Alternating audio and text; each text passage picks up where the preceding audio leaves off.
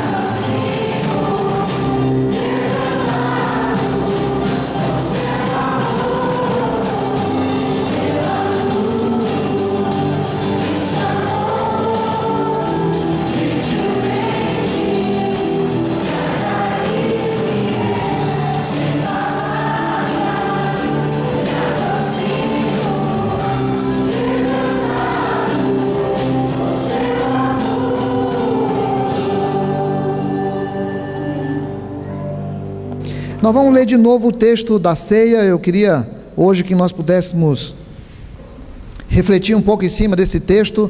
1 Coríntios 11, 23, já li, mas vou ler de novo, porque eu recebi do Senhor o que também vos entreguei, que o Senhor Jesus, na noite em que foi traído, tomou o pão e, tendo dado graças, o partiu e disse: isso é o meu corpo que é dado por vós, fazei isso em memória de mim. Por semelhante modo, depois de haver ceado, tomou também o cálice, dizendo: este cálice é a nova aliança no meu sangue, fazei isso todas as vezes que o bebedes em memória de mim. Porque todas as vezes que comerdes este pão e bebedes o cálice, anunciais a morte do Senhor até que ele venha. Por isso, aquele que comer o pão ou beber o cálice do Senhor indignamente será réu do corpo e do sangue do Senhor. Examine-se, pois, o homem a si mesmo, e assim como do pão e beba do cálice, pois quem come e bebe sem discernir o corpo, come e bebe juízo para si. Eis a razão porque há entre vós muitos fracos e doentes, e não poucos que dormem, porque se julgássemos a nós mesmos, não seríamos julgados, mas quando julgados somos disciplinados pelo Senhor, para não sermos condenados com o mundo. Todos nós vivemos emoções variadas, todos nós vivemos instantes diversos da nossa vida, instantes diversos da nossa emoção. Todos nós mais velhos, um dia nos apaixonamos e amamos profundamente, e estávamos certos de que era um amor infinito, e o tempo depois passou e nós, não sei se os amores passam, esse negócio de amor é sempre muito complicado a definição, mas assim, aquela emoção passou, aquela certeza que tínhamos lá no passado sobre uma emoção, sobre um amor, alguém que nós críamos que era muito importante para nós, passou. E isso é bom para os jovens solteiros, para eles lembrarem que há amores que passam, né? E a gente vive aquele tempo, vive aquele momento, vive aquela alegria, vive aquela certeza, e depois o tempo passa e nós percebemos que aquela certeza daquele tempo ficou lá no passado, não veio para hoje, e a gente se encontra às vezes com algumas ex-namorados e fala assim: meu Deus do céu, né? Deus me livrou. E a pessoa olha para a gente e não fala, mas pensa a mesma coisa, né?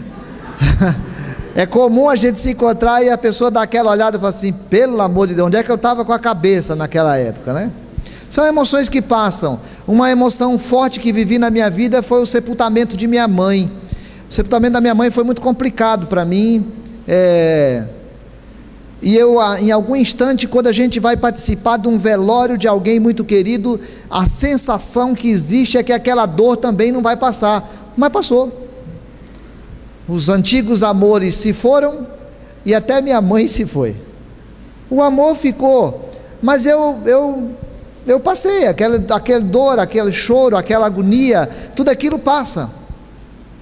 A Bíblia narra essa questão da morte de Jesus, e a morte de Jesus é central, assim como a Bíblia diz que Jesus veio na plenitude dos tempos, e a plenitude é uma palavra grega que chama a ideia do tempo certo, o tempo apropriado.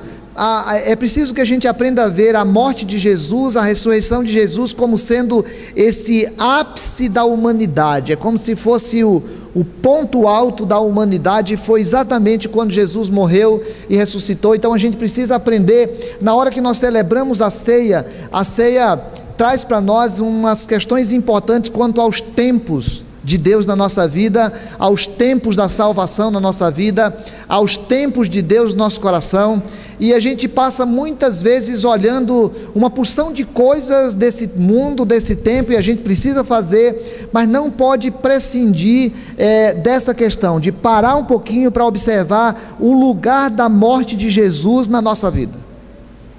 O apóstolo Paulo estava citando aqui no presente, quando ele fala que Jesus fala: esse é o meu corpo que é dado por vós. Porém, nós lembramos hoje que Jesus estava falando isso no dia, lá na celebração da Páscoa, e dias depois ele foi morto na cruz. Então a gente olha agora a morte de Jesus como algo passado.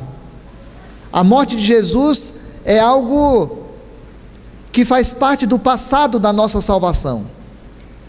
A nossa salvação vai apresentar alguns verbos importantes, porque agora a gente olha e não diz mais esse é o meu corpo que é dado, mas a gente diz que esse é o corpo de Jesus que foi dado por nós. O corpo de Jesus já foi oferecido na cruz em nosso lugar. O corpo de Jesus já foi oferecido em sacrifício no nosso lugar. Se a morte de Jesus referia-se ao sacrifício dos animais que eram feitos no Velho Testamento, alguém ia lá, oferecia um animal em sacrifício pelo seu pecado, era um inocente que era oferecido no lugar do culpado. Agora a gente não precisa mais. O escritor aos Hebreus, ele diz que esse é um sacrifício que já foi feito. Esse é o aspecto passado da nossa salvação. Não existe mais nada que Deus precisa fazer por causa da minha salvação, e não há nada mais que eu precise fazer por causa da minha salvação, porque Jesus Cristo já morreu naquela cruz, e morreu de uma vez por todas. E quando eu tomo a ceia, eu não estou repetindo o sacrifício de Jesus por causa dos pecados que eu cometi durante o mês, porque o sacrifício de Jesus já foi feito. Então, eu preciso ter claro na minha mente e no meu coração que quando penso a respeito de Jesus, não existe mais nada que Jesus precise fazer para que eu seja salvo. Eu preciso aprender a olhar para o passado na Bíblia e entender que existe esse verbo grego que chama atenção para o fato assim, de que tem coisas que já foram feitas e não precisam ser feitas mais. Às vezes nós somos tentados por um falso pietismo do nosso coração, ou por causa da religiosidade que toma conta da nossa mente, ou sei lá, por sugestão de Satanás, ou por algumas teologias que se tornaram hegemônicas ao longo da história, mas que não tem sentido na palavra, de ficar tentando imaginar assim, que porque eu cometi um erro a semana passada, eu tenho que fazer alguma coisa agora para compensar o erro que fiz, e nada que eu fiz pode ser compensado por qualquer coisa que eu faça. Nada que eu fiz pode ser compensada por qualquer coisa que eu faça. Eu cometi muitos pecados no passado. Eu cometerei muitos pecados no futuro. Mas não há nada mais que precisa ser feito para pagar meus pecados, porque os meus pecados já foram pagos no sacrifício que Jesus fez naquela cruz. Jesus é o meu Salvador, Jesus é o teu Salvador, Jesus já foi o sacrifício oferecido a Deus, recebido por Deus, e Jesus já ressuscitou. Então, eu queria chamar a atenção para esse primeiro tempo da salvação, que é o tempo passado. Não deixe, querido, não deixe que a religião, que qualquer movimento teológico que apareça, que esse pietismo barato que toma conta do nosso coração, ou mesmo que qualquer sugestão de Satanás invada o teu coração um dia, para poder lembrar assim, mas você fez aquilo ontem, e agora você está, eu fiz ontem, mas assim, aquilo que Jesus tinha que fazer por mim já está feito. Não precisa ser feito. Então, quando eu tomo a ceia, não estou me referindo a alguma coisa que precisa estar sendo feito nesse instante pela minha salvação. Eu estou me lembrando de algo que já foi feito de uma vez por todas. É bonito aquela palavra que Jesus estava lá na cruz, e aí ele usa a palavra está consumado. Pronto, o que tinha de fazer está feito. Já acabou. Agora eu não preciso fazer mais nada, porque o que eu tinha de fazer está feito. Eu já ofereci o meu corpo no lugar do Guilherme. Eu já ofereci o meu corpo no lugar da Del. Eu não vou precisar repetir mais nunca o sacrifício. Não caia na tentação de fazer algum sacrifício por causa do pecado que você comete, porque se você for tentar fazer isso, não vai dar certo. A Bíblia fala que o salário do pecado é a morte. E o G.C. Quirino diz que todo mundo que se mete a Redentor termina crucificado. Então não tente fazer alguma coisa para compensar teu pecado. Confie unicamente naquilo que Jesus fez, porque o teu Salvador não é você, o teu Salvador é Jesus. Tomar a ceia, portanto, é me lembrar de algo do passado. Mas tomar a ceia também é me lembrar de algo do presente. Porque o apóstolo Paulo diz que eu preciso no presente avaliar minha vida, no presente eu preciso olhar para a minha vida, no presente eu preciso discernir o corpo, no presente eu preciso perceber o que é que ando fazendo nesse tempo que anda me separando de Deus. E aí ele diz, se eu fizer um discernimento, eu vou parar para pensar na minha comunhão com Deus, o que tem que eu sei que está entristecendo o coração de Deus agora. E quando eu olho para o meu coração agora, eu vou lembrar de um monte de coisas que entristecem o coração de Deus. Eu sei que se você olhar para o teu coração, vai perceber que você também é pecador, é pecadora, e você também entristece o coração de Deus, e eu posso até fugir de você, e você pode até não saber as coisas em mim que entristecem o coração de Deus, mas Deus sabe. E aí não adianta eu me esconder, e não adianta você se esconder, porque Deus conhece o teu coração, Deus conhece a tua mente, Deus conhece a tua disposição, e Deus conhece aquilo que está dentro de você, e eu e você, nós podemos até não saber o que tem no coração do outro, mas nós sabemos o que tem no nosso coração. E aí o apóstolo Paulo fala que eu tenho que aprender a discernir o corpo, para ficar pensando aqui, cara, o que é que nesse tempo não tira o sacrifício de Jesus lá na cruz, mas o que é que nesse tempo envergonha o sacrifício de Jesus na cruz por mim? Eu preciso parar um pouquinho para discernir como é que estão as minhas relações. O que tem de saudável nas minhas relações? O que tem de doentio nas minhas relações? O que entristece o coração de Deus na minha relação com o próximo? Esses dias estive numa reunião, e aí tinha algumas pessoas, e aí uma pessoa falou assim, chegou e aí falou assim, cara, fulano está aqui, né? E eu não estava ligado que eles tiveram um conflito um tempo atrás, e eu falei, tá. E ele falou, caramba.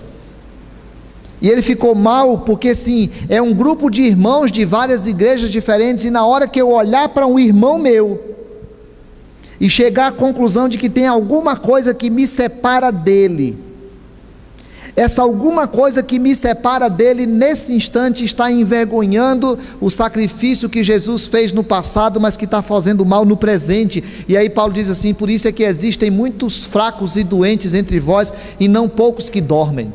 Ele está falando dessa vida espiritual tacanha, dessa vida espiritual estranha, dessa vida espiritual frágil, dessa vida espiritual que fica atribuindo aos outros as culpas da minha fragilidade espiritual.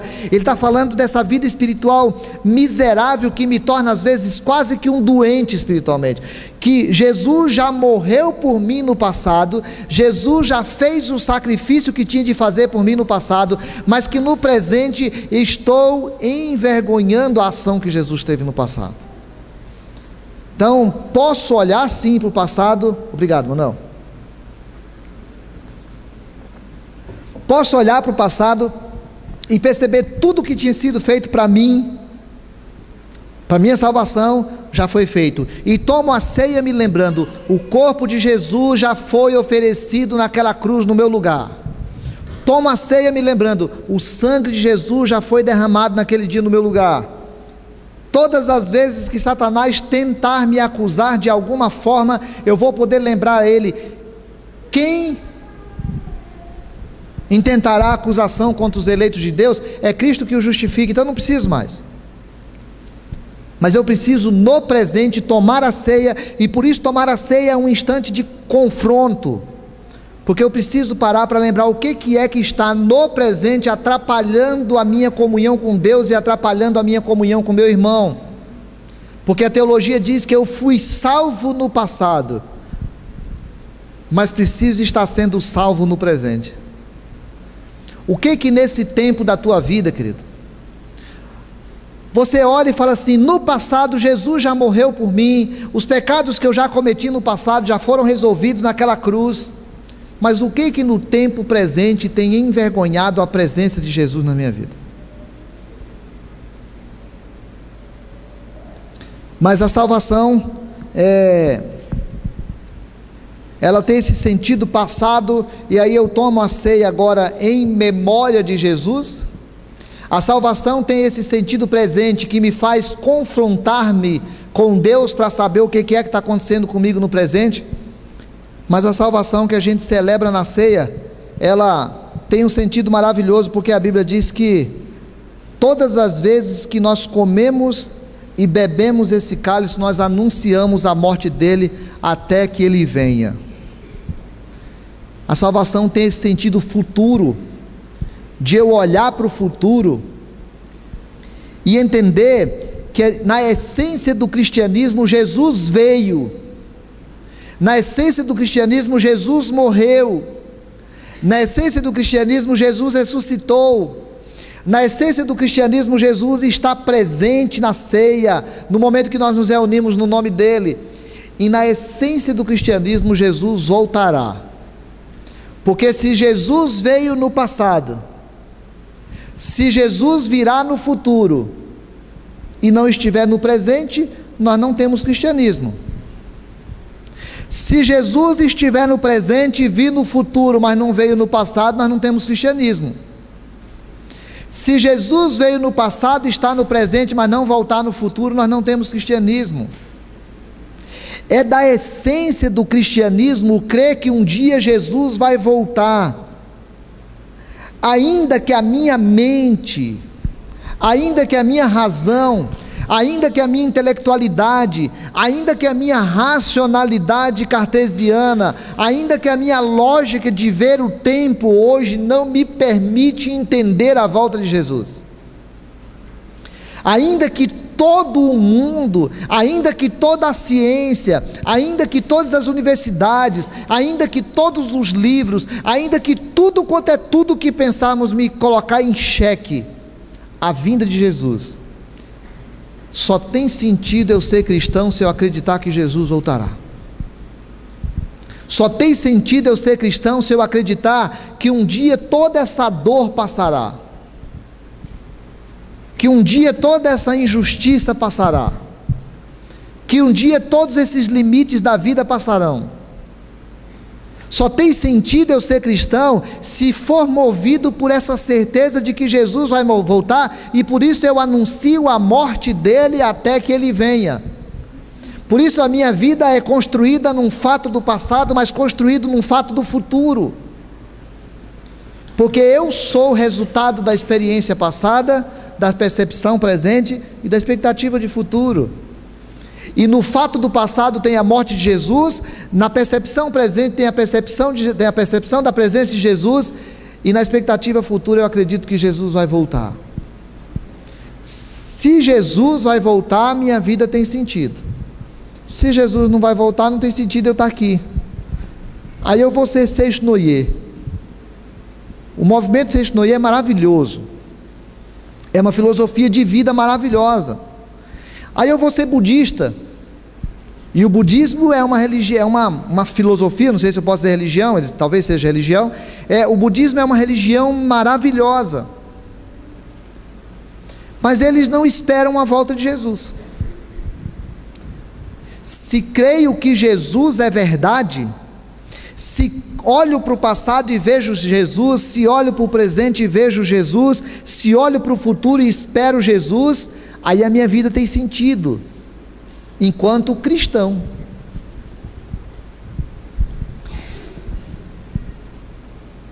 E portanto, hoje eu tomei a ceia. Hoje eu lembrei que Jesus morreu na cruz por mim. O dia que Satanás veio me acusar, na hora que Satanás vem me acusar, na hora que me incomoda profundamente as minhas coisas do passado, na hora que me incomoda os pecados do passado, as culpas do passado, na hora que Satanás vem me acusar com alguma coisa, eu posso fazer como Lutero, de dizer assim: mas o sangue de Jesus, seu Filho, nos purifica de todo pecado. Hoje eu tomo a ceia para pensar que preciso realmente abrir mão de algumas coisas que entristecem o coração de Deus hoje. Hoje eu tomo a ceia e preciso lembrar que tem algumas coisas que preciso abrir mão, que entristece o coração de Deus nos meus relacionamentos hoje. Hoje eu tomo a ceia e saio daqui com o coração animado, porque Jesus vai voltar. Que eu não preciso viver adoecido uma fé cristã medíocre, porque Jesus vai voltar. Essa é a minha utopia, essa é a minha historinha, essa é a minha ignorânciazinha, essa é a minha bobiçazinha, essa é meu mito, essa é essa coisa que a racionalidade de hoje não entende, e que eu vou lá para minha casa, deito e acredito que Jesus vai voltar. Quando todo mundo disser que isso é mentira, quando todo mundo disser que isso é mito, quando todo mundo disser isso, eu vou poder dizer, mas a minha vida, ela é dependente disso. Eu creio que Jesus vai voltar. Eu não sei se a gente consegue cantar uma daquelas músicas antigas, que Jesus vai voltar. Qual que é, Kelly? Pode ser alfa e ômega, pode ser alfa e ômega. Pode ser, enquanto eles preparam ali.